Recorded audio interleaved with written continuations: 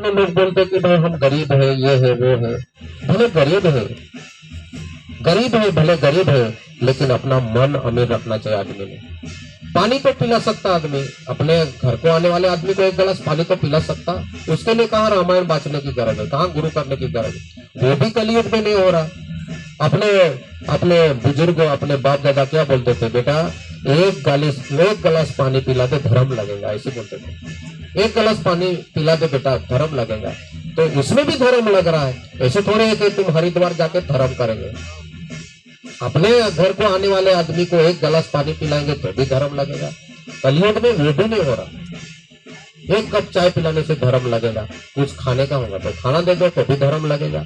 तो ये शबरी के झोपड़ी में भगवान गए, ये तो अपना समाज लिखने वाला नहीं, इसलिए वहां लिखा नहीं गया। थोड़ा बहुत पूरा शास्त्र में आया है। दूसरा समाज रहता तो ट्रक भर के पुराण लिख देता, भगवान घर में जाता थे। और अपने तो लोग ही अपने अपने बाप दादाजी ये अनपढ़ थे तो कौन लिखेगा पुराण शास्त्र। एक लोग महाभारत को शर्माने वाले धनुर्विद्या उसने प्राप्त करी, मिट्टी का पुतला बना के विद्या प्राप्त करी। आदिवासी है, शूद्र है, आपको विद्या नहीं मिलेगी, तो मिट्टी का मूर्ति बनाई, गुरु बनाया और गुरु के सामने बैठ के विद्या ग्रहण करी। तो फिर मिट्टी में पावर था कि एकलव्य में पावर था, ये तो चिंतन वाली बात है। पावर तो एकलव्य में था, उसको साक्षी रखा। वैसे गुरु साक्षी है, वो गुरु जैसे बताते वैसे चलने का है, मेहनत तो अपनों करने का है। गुरु वहां वाड़ी में बैठ के क्या करेगा, एक धागा बना दिया तो जीना तो अपने को है। देव संतो ना संग मानव देव बनी जाए। तो यहाँ हमको 2-4 लोग पाव पड़े थे नहीं आने से। गादी भजन पार्टी चालू थी तो हमको गादी दिया। हम वो उधर खेत में पड़े रहते तो कौन पाव पड़ने आता। मानव देव बनी जाए संतो ना संग मान, भजन के इसमें हिसाब में बैठे तो पाव पड़ गए। इसी तो लाइन बैठती है, इसे तो देव बनता है आदमी। यानी मानव के पेट में, माँ के पेट में से भगवान ने अवतार लिया है। ऐसे आकाश में सीधा कोई भगवान का अवतार नहीं हुआ। रामचंद्र भगवान बोलो, कृष्ण बोलो, जो नरसिंह मेहता, मीराबाई, ये जो संत पूजा रहे, मेले भर रहे, आज धाम में लाइन लग रही दर्शन करने को, तो वो मानव ही थे। वो संतों के संग में आके देव बने। वो भगवान के अवतार हुए, वो भी मानव के स्वरूप में हुए थे। मानव बन के जो वो अवतार हुए, तो देव बनेंगे नहीं बनेंगे वो बात अलग है, लेकिन अपना घर बार सुखी रहे इतना तो करना पड़ेगा। अपने बच्चे को संस्कार देना पड़ेगा, बच्चियों को संस्कार देना पड़ेगा। पत्नी सब कुछ छोड़ के आती है, पत्नी के साथ भी अच्छी जिंदगी बिताओ। तेरे पिताजी ने क्या दिया था, तेरे घर से क्या लेके आई थी, ऐसे शब्द मत बोलो। क्यों? उसकी जन्म की माँ छोड़ दी, जन्म देने वाले पिताजी को छोड़ दिया, जन्म का गांव छोड़ दिया, उसके काका मामा दादा सब छोड़ के अपने भरोसे वो बाई आती है। पत्नियां एक आदमी के भरोसे आती है, पति के भरोसे। वो भी सीधा नहीं रहेगा तो वो कैसे जिएगी। आज के जो संसार में है ये सब आदिवासियों में वैसा नहीं है, शहर में है, लेकिन वो जो पत्नी है वो अपने भाग से मिलती है, नसीब से मिलती है। भले अमीर हो गरीब हो, जैसा है वैसा है, अपना परमात्मा ने लिखा है वैसा अपना पति पत्नी का जोड़ा है। पशु पंखी का कौन शादी करता है? पशु पंखी के कहाँ कूलर फ्रिज है, कहाँ गाड़ी है, कहाँ साकर पूड़ा होता है, तो भी उनके बच्चे हैं, उनके घर भी है, उनके अंडे रखने के लिए घर खुद बनाते। कोई इंजीनियर ने, कोई ग्राम सेवक ने, कोई तलाठी ने, तो भी उनके घर बार है। सतयुग से लेके कलयुग तक एक कितना बड़ा कोरोना आया, किसी ने सुना पेपर में 50 पोपट मर गए थे, 50 मोर कोरोना में मर गए थे, ऐसा सुना किसी ने? पर हजारों लोग मर गए ऐसा तो सुना होगा। तो पंखी क्यों नहीं मरे, ये जानवर क्यों नहीं मरे, नाग इतने मर गए ऐसा भी नहीं सुना। इतने क्यों? कि ये जो परमात्मा के जितने फोटो है, भातीजी महाराज का फोटो है, शंकर जी का फोटो है, हनुमान जी का फोटो है, सरस्वती का फोटो है, अंबाजी माता का फोटो है, जितने भगवान है उनके साथ में पशु पंखी और जानवर के फोटो है। तो वो समय में भी लोग थे, फिर लोगों के साथ फोटो क्यों नहीं निकाला? भातीजी महाराज का घोड़े के साथ है, नाग के साथ है, शंकर जी के गले में नाग है, सरस्वती के साथ में मोर है, विष्णु के पास में गरुड़ है, ये नर्मदा माता के इसमें मगर है।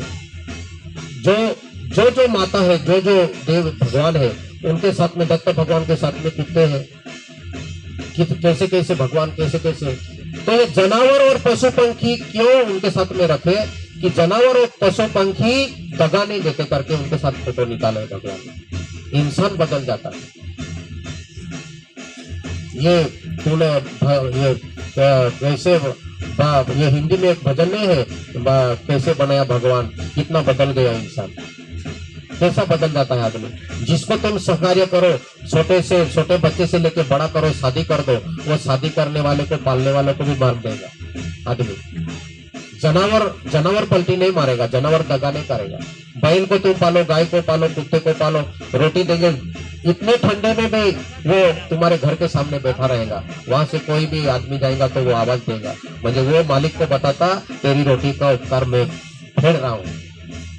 पर इंसान बदल जाएगा। इंसान को घी खिलाओ, पलटी मार देगा वो नहीं मानेगा, उपकार नहीं मानेगा। वो तो ऐसा जो है, वो तुम लाख रुपए का काम निकालो, एक आध दिन 10 रुपए मत दो, वो लाख वो डायरेक्ट कैंसिल हो जाते। एक विमल नहीं खिलाओ तो भी निंदा करता है, अरे विमल मांगी थी नहीं दिया, वो लाखों का काम खलास। जानवर नहीं करता ऐसा, इसलिए भगवान के साथ में जानवर पशु पंखी है। वो सतयुग और त्रेता युग और द्वापर युग और कलयुग तक जिस पक्षी को, जिस जानवर को भगवान ने जो खाने को बोला, जो पीने का बोला, वही खाते वही पीते हैं। उसने उसके मर्जी से आहार नहीं बदला करके वो पशु पंखी पे वो भूकंप हो क्या, महापुर आओ क्या, महामारी कोरोना आओ, कैसी भी बीमारी आओ, जानवर पशु पंखी को असर नहीं होता, क्योंकि वो भगवान के नियम तोड़ते नहीं। भगवान के नियम तोड़ने वाले हम हैं, इंसान है। इसको जो खाने को बोले वो नहीं खाएगा, दूसरा खाएगा। जो पीने का है वो नहीं पिएगा, वो दूसरा पिएगा। कितना भी दूध भैंस अपने आदिवासी में देखो, अगर तुम्हारे पास अभी गुजरात में बहुत डेयरी है, इधर दूध बिकता तो नहीं बिकता, पर घर घर वहाँ डेयरी है, तो कितने भी भैंस, कितने भी गाय है, 10-10 भैंस वाले है ना, वो सब दूध डेयरी में डाल के आते और काला चाय बनाते पीते। वो 20 लीटर दूध दे के आते, पर 1 कप अपने लिए नहीं रखते। इंसान है ना, ये इंसान है ना, ये इंसान ये अपने नियम, अपने खुद के शरीर के लिए भी नियम नहीं रखता। इसको जो पीने का है वो नहीं, जो खाने का है वो नहीं करेगा। ये सीधे रास्ते से जाओ तो वो सीधे रास्ते से नहीं जाएगा। ये तुम्हारी मेहनत है, आगे आगे ये कार्यक्रम होंगे। ये अपने शास्त्र पुराण से, ये धर्म के साथ में आदिवासियों का जुड़ा हुआ है। ये सब भगवान देखो ना, ये भजन में आता है 68 तीरथ मारा गुरु जी ना चरण, आरती में भी आता है 68 तीरथ मारा गुरु जी ना चरण, भजन में भी आता है 68 तीरथ मारा गुरु जी ना चरण। तो वो 68 तीरथ कौन से है?